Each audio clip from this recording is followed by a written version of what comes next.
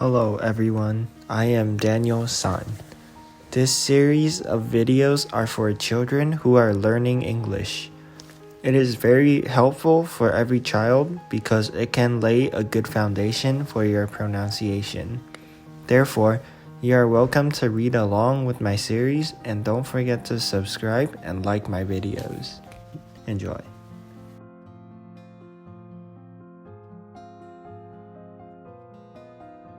First Little Readers, Cold Rose by Deborah Schecter. Cold clothes. Cold clothes. Cold nose.